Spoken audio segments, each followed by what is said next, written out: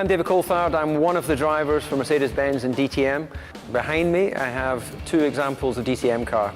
This is the old generation, and on my left, the new shiny 2012 DTM car. There's a number of changes which make this a more sophisticated and technical car, and we're going to take a look at those now. So if we start here with the most significant change visually, we've got the old spec tyre here and the new spec tyre. The new tyre is 2 inches wider. Inevitably, when you have more surface area, you're going to have more weight. It's also 10% heavier. So that actually is going to be quite a challenge for the mechanics during the pit stop. I'm glad that I'm driving the car rather than having to lift that on. As we move along the car, you can see that the wheel arches are obviously flared a lot more to accommodate that much wider tyre. So visually, that should stand out for the spectators. We have something here quite familiar. It's a wheel. Obviously not a wheel that goes in the corner, it's a steering wheel. And new for this year, we have the semi-automatic gearbox. Very simple. Right paddle for up, left paddle for down, and then the normal array of buttons that are needed in DTM. So speed control and neutral and the likes.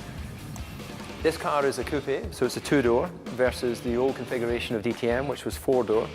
Not so good for taking passengers, but very good for the racetrack. And then moving along to the rear of the car, what we have is one of the standardized parts that's in DTM. In the interest of controlling costs, we have a single element, larger rear wing with a huge gurney here. This is what we call the gurney on the back of the car. That looks to me about a 30mm gurney. And when you compare that to the old specification of car over there, you can see it was a much smaller multi-element wing. So overall, it's designed to promote closer racing, more cost-effective racing, and as long as Mercedes win, we don't care. So DTM is all about safety first, and what we have here is a crash structure which is actually bolted on the front of the car around here. So the gap in the middle will be filled with a V8 4-litre engine producing about 500 horsepower, so you have your nice Mercedes-Benz power there. Keeping in the theme of safety, what we have here is a removable crash structure. That gets bolted on there, so any side impact will be absorbed by that, and of course it can be replaced afterwards. Now, this is the actual chassis, and this is new for this year, so it's a complete carbon fibre tub. And what I'm going to do is I'm going to step in, and I'm going to position myself where I'll be sitting.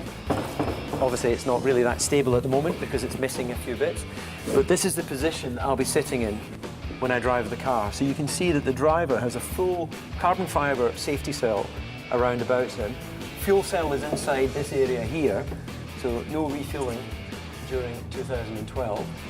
And this makes this the safest form of touring car racing without question. So 2012 promises to promote closer racing, safer racing, and all in all, a collaboration between the three marques, Mercedes-Benz, BMW and Audi.